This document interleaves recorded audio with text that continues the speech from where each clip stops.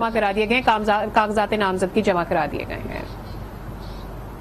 اور وفاقی وزیر اسد عمر اسلام آباد میں کارکنان سے خطاب کر رہے ہیں۔ چند بے ضمیر سیاستدان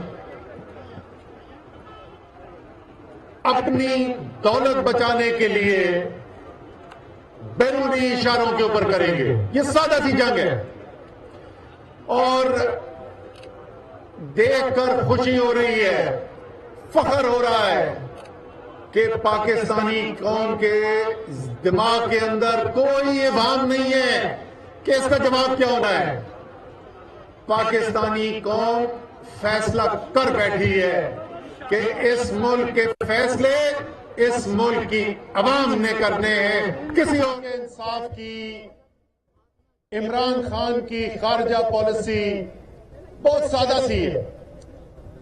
میں بڑی جذباتی تقریر بھی کر سکتا تھا، لیکن میں اس وقت تھوڑا آپ کے ساتھ منطق کی بات کرنا چاہتا ہوں، آخر میں دل کی بات بھی کروں گا۔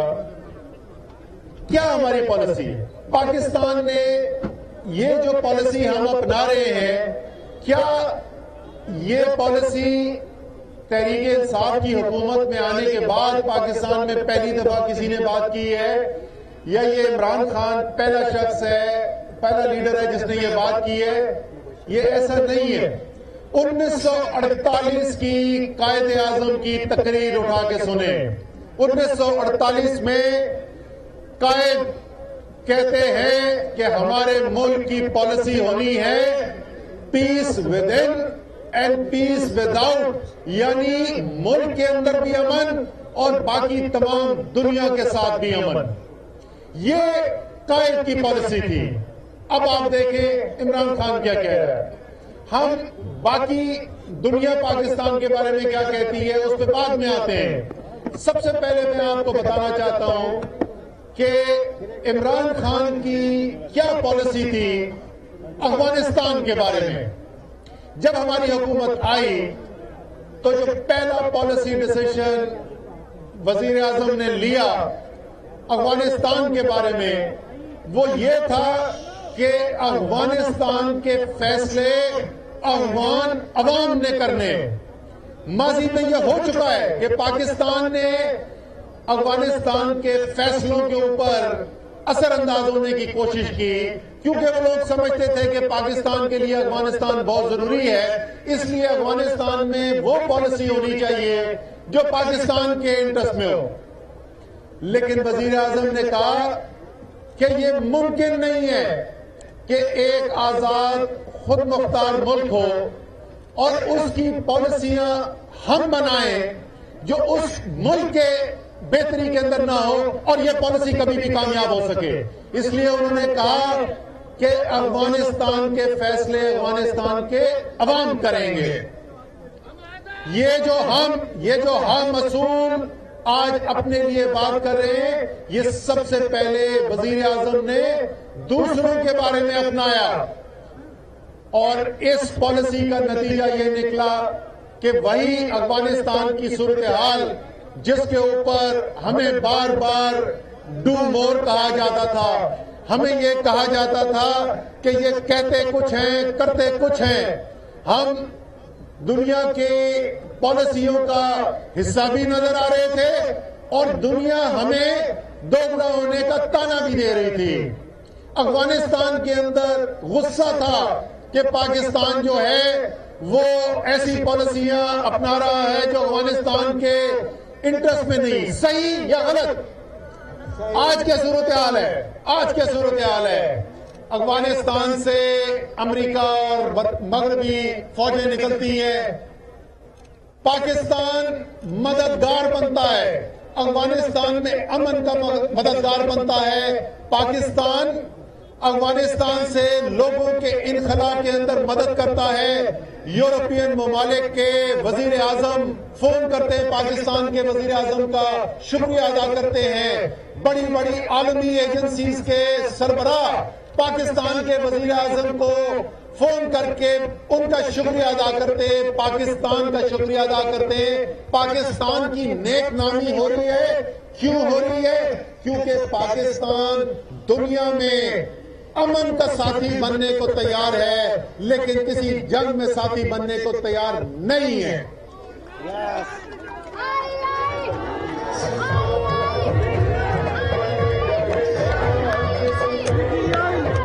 اب آپ آ جائیں یورپ کی صورتحال کے اوپر, یوکرین اور روس کی صورتحال کے اوپر.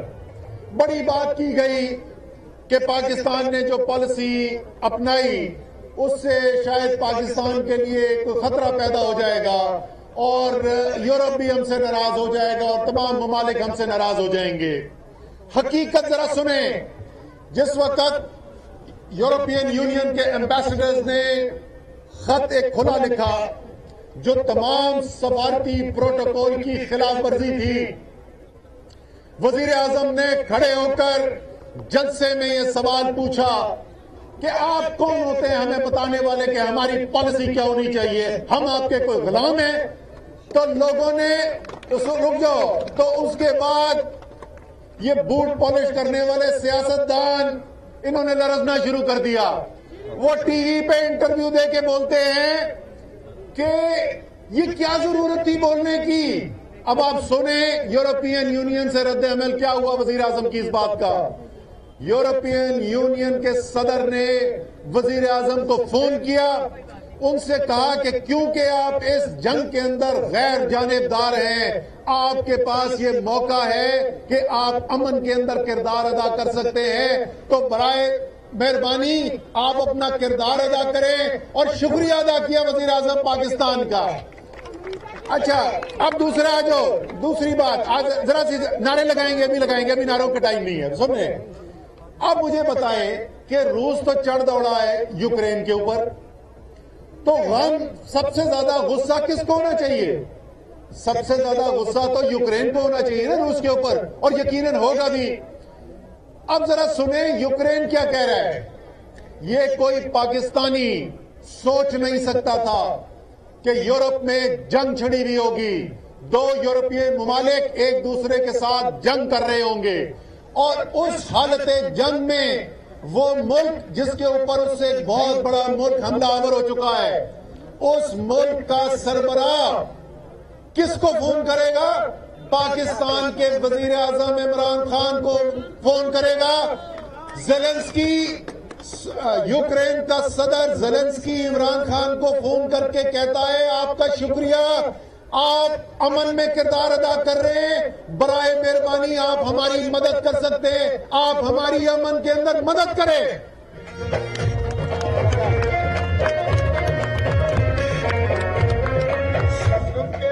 یورپین یونین کا صدر وزیر اعظم عمران خان سے کہہ رہا ہے کہ آپ امن کے اندر کردار ادا کریں. یوکرین کا صدر کہہ رہا ہے عمران خان کو آپ امن کے اندر کردار ادا کریں. اور یہاں پر بیٹھے ہوئے نوکری پیشہ بوٹ پالش کرنے والے سیاستدانوں کی ذرا دیکھیں آپ. وہ سب سے پہلے انٹرویو کر کے کہتے ہیں کہ یہ کیا ضرورت تھی خان صاحب کو ایبسولوٹلی ناٹ بولنے کی. آپ کے بھائی کی طرف پرچیاں لے کر نہیں جاتا, جو اس کے دل کی آواز ہوتی ہے, اور اس سے زیادہ ضروری جو اس کے قوم کے دل کی آواز ہوتی ہے وہ بات کرتا ہے. اس کے بعد میاں صاحب یہ آپ نے کل کیا کہا, یہ آپ کو بات کرتے ہوئے ٹھیک ہے آپ اپنے بیرونی آقا کو بتانا چاہتے ہیں کہ آپ صرف دیسی بوٹ پالش کرنے کو تیار نہیں ہیں, آپ ولایتی بوٹ بھی پالش کرنے کو تیار ہیں, یہ تو ہمیں سمجھ میں آتی ہے, آپ ان کے بوٹ پالش کرنا چاہتے ہیں. لیکن مجھے یہ بتائیں کہ یہ آپ نے کیا کیا, یہ آپ کو ہمت کیسے ہوئی کہ آپ نے پاکستان کے 22 کروڑ غیور عوام کو بیکاری کا, آپ بیکاری ہوں گے, یہ قوم بیکاری نہیں ہے.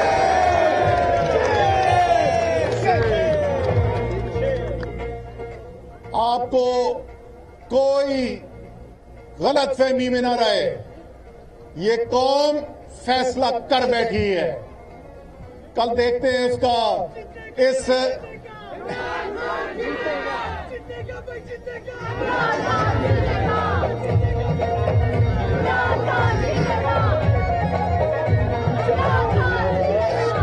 انشاءاللہ تعالی کل جو ہونے والا ہے وہ بھی یہ دیکھیں گے. اس وقت بھی مجھے خبریں آ رہی ہیں کہ ان میں پریشانی بڑھنی شروع ہو گئی ہے. آپ نے سن لیا نا, ہم نے فیصلہ بدل دیا اپنا. پہلے اپنے ایم این اے سے کہا تھا کہ آپ کو اسمبلی میں آنے کی ضرورت نہیں ہے. اب بدلتی ہوئی صورتحال کو دیکھتے ہوئے ہم نے فیصلہ کیا ہے کہ کل انشاءاللہ تعالی تحریک انصاف کے ایم این اے بھرپور تعداد میں اسمبلی میں پہنچیں گے.